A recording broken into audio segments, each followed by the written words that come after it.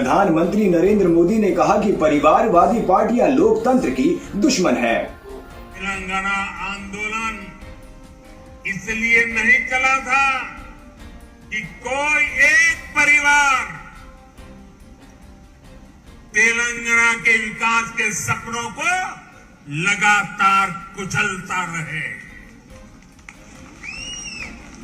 तेलंगाना आंदोलन इसलिए नहीं चला था कि कोई एक परिवार साम दाम दंड भेद ये रास्ता अपना करके तेलंगाना को तबाह करने में नई नई साजिश करते रहे। साथियों, परिवारवादी पार्टियां भारत की केवल एक सियासी समस्या नहीं है। परिवारवाद और परिवारवादी पार्टियां देश के लोकतंत्र और देश के युवा दोनों की सबसे बड़ी दुश्मन है। देश ने देखा है, तेलंगाना के लोग देख रहे हैं कि एक परिवार को समर्पित पार्टियां जब सत्ता में आती है तो कैसे उस परिवार के सदस्य भ्रष्टाचार उसका सबसे बड़ा चेहरा बन जाते हैं।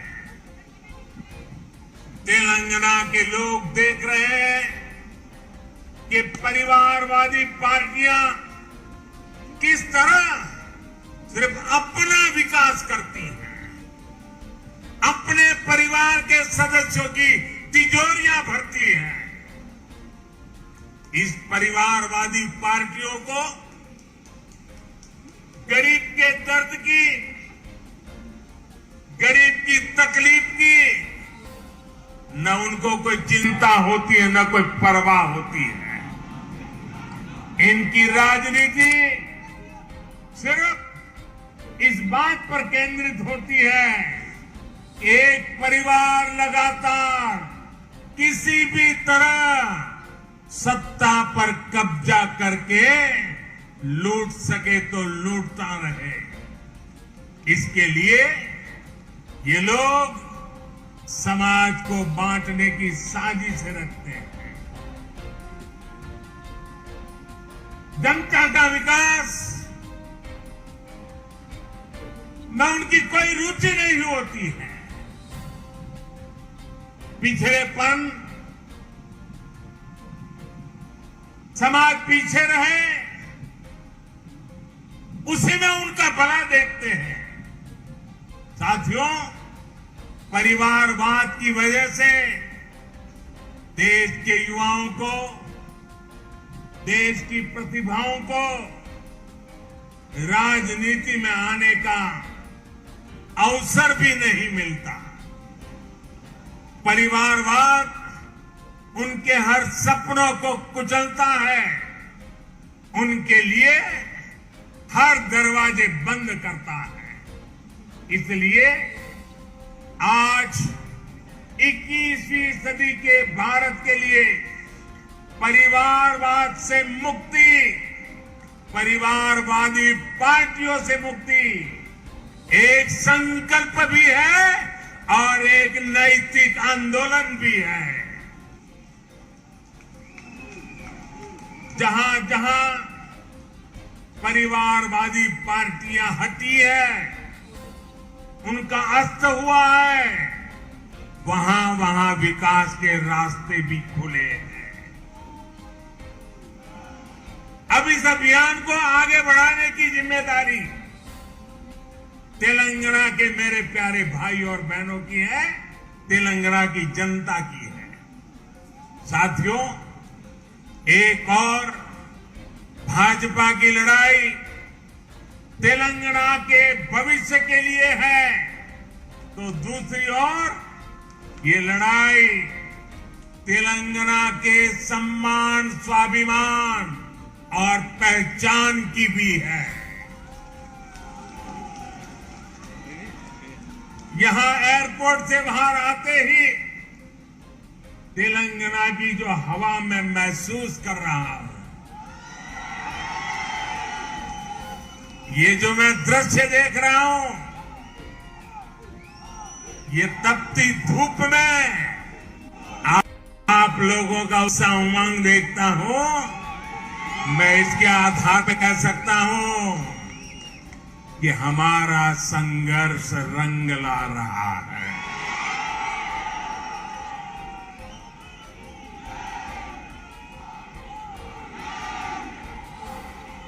पिछले दिनों अलग अलग चुनावों में भाजपा की जीत इस बात का स्पष्ट संकेत है कि तेलंगाना में अब लोगों ने मन बना लिया है। तेलंगाना में अब बदलाव पक्का है। तेलंगाना में अब भाजपा तय है। साथियों, भाजपा ने पिछले 8 सालों में सबका साथ, सबका विकास, सबका विश्वास और सबका प्रयास के मंत्र के साथ देश की निरंतर सेवा की है। गरीब, पिछड़ा, दलित, आदिवासी, हमारी माताएं बहनें, हमारे अंत्योदय के सारे साथी, भारतीय जनता पार्टी के लिए उनका उत्कर्ष ये हमारी आस्था है। देश का सम्मान देश के गरीब, मजदूर और किसान के सम्मान से जुड़ा है। आज गरीब से गरीब व्यक्ति भी सपने देख सकता है, स्वाभिमान से जीवन जीने का प्रयास कर सकता है। हमने हर गरीब को शौचालय देने का वायदा किया, उसे पूरा किया। हमने गरीब को देश की आर्थिक मुख्य धारा से जोड़ने का संकल्प लिया, जन धन योजना खातों के जरिए उसे पूरा किया। हमने गरीब माताओं बहनों को जुए से आजादी देने की बात कही, उनके नाम पर उन्हें पक्का घर देने की बात करी। पूरे देश में आज करोड़ों गरीबों का ये सपना साकार हो रहा है। आज किसानों की उनके खातों में, और खास करके मेरे छोटे किसान भाई बहनों को किसान सम्मान निधि मिल करके उनको एक नई ताकत मिल रही है। मुद्रा योजना और स्वनिधि योजना जैसे प्रयासों से लाखों करोड़ों युवाओं के लिए स्वरोजगार के अवसर बन रहे हैं। तेलंगाना के गरीब, दलित, पिछड़े, आदिवासी और महिलाओं को भी इन योजनाओं के लाभ का पूरा अधिकार है। लेकिन दुर्भाग्य से यहां इन योजनाओं के नाम बदलकर इन पर भी सियासत हो रही है। आप सियासत करिए,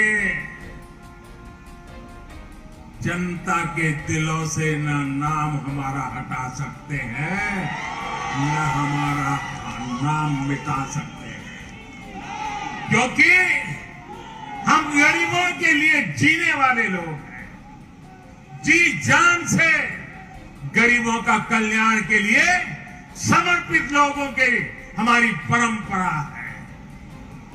साथियों, जब योजनाएं प्रचार और परिवार के भ्रष्टाचार का शिकार होने लगे तो उससे सबसे ज्यादा नुकसान हमारे गरीब भाई बहनों का होता है, हमारे दलित, पीड़ित, शोषित, वंचित का होता है।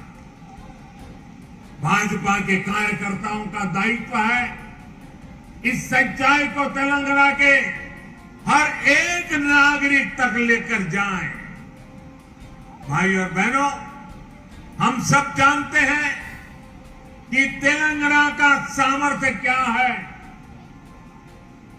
यहां कितनी संभावनाएं हैं। हम चाहते हैं कि तेलंगाना तेजी से विकास की रफ्तार पकड़े। साथियों, 21वीं सदी का नया भारत, आत्मनिर्भर भारत और मेक इन इंडिया के सपनों को लेकर आगे बढ़ रहा। हमारे स्टार्टअप्स आज पूरी दुनिया में अपनी छाप छोड़ रहे हैं।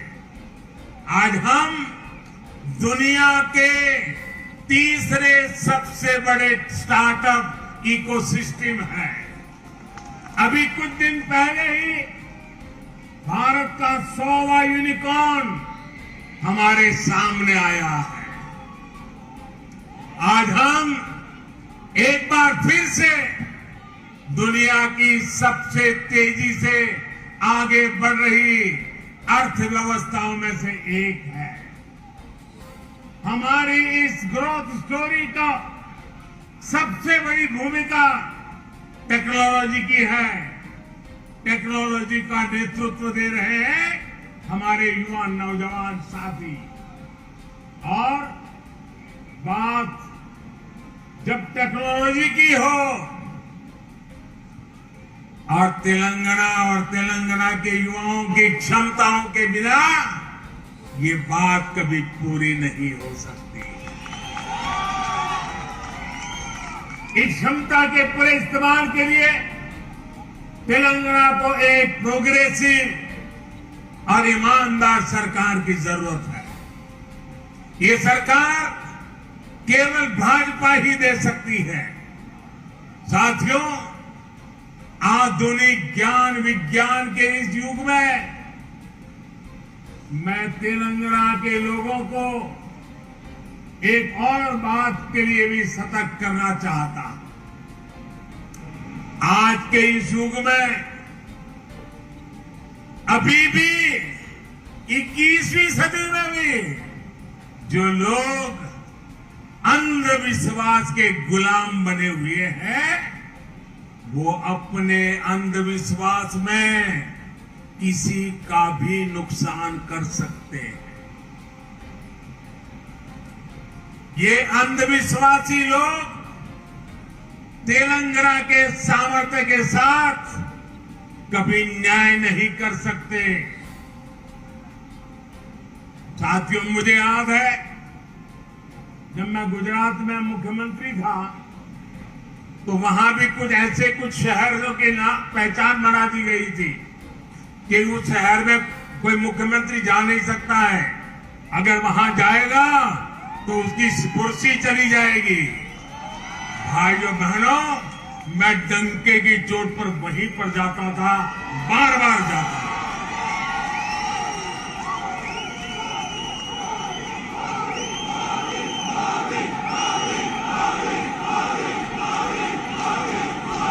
मैं विज्ञान में विश्वास करता हूं, मैं टेक्नोलॉजी में विश्वास करता हूं।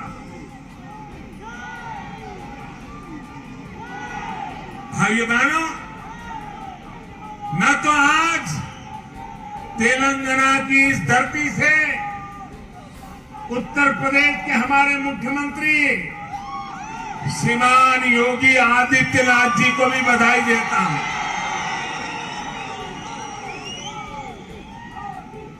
उनके वो तो संत परंपरा से है, सन्यासी परंपरा से है। उनके कपड़े और वेशभूषा देख करके कोई भी बात मान लेगा। जब उनके सामने आया कि फलानी जगह पे नहीं जाना चाहिए, ढिकनी जगह पे नहीं जाना चाहिए, योगी जी ने कहा मैं विज्ञान में विश्वास करता हूं, और वो चले गए और दोबारा मुख्यमंत्री भी बन गए।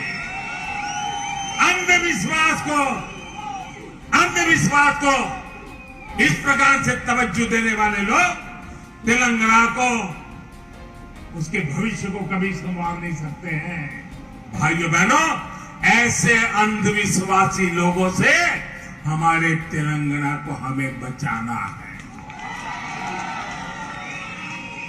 मैं आप सभी भाजपा कार्यकर्ताओं से कहूंगा, हमें पूरी मेहनत करनी है।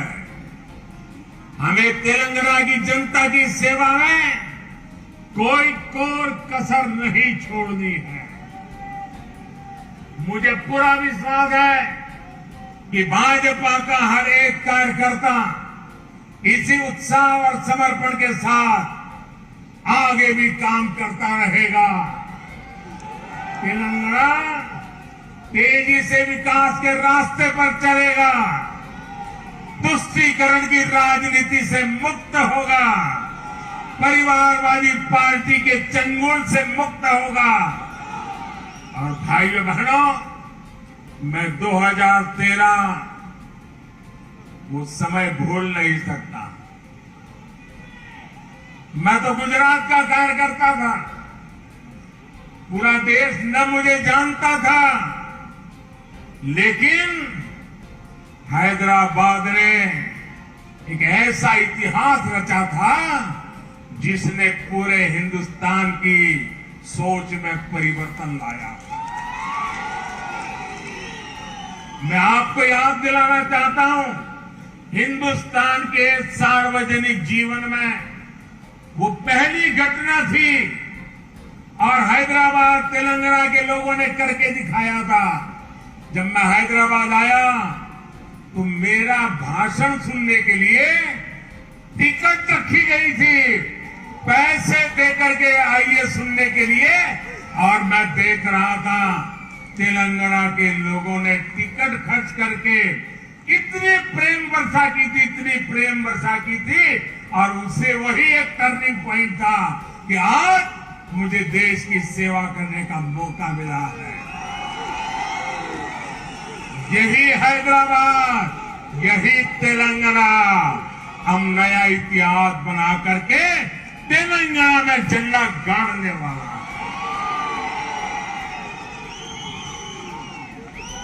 साथियों, मैं आपके परिश्रम की जितनी तारीफ करूं उतनी कम है, मैं आपके जज्बे की जितनी तारीफ करूं उतनी कम है, लेकिन मुझे पूरा विश्वास है ना आप झुकने वाले हैं, ना आप थकने वाले हैं, आप जूझने वाले भी हैं, जीतने वाले भी हैं। मेरे साथ बोलिए भारत माता की, भारत माता की, भारत माता की। बहुत बहुत धन्यवाद।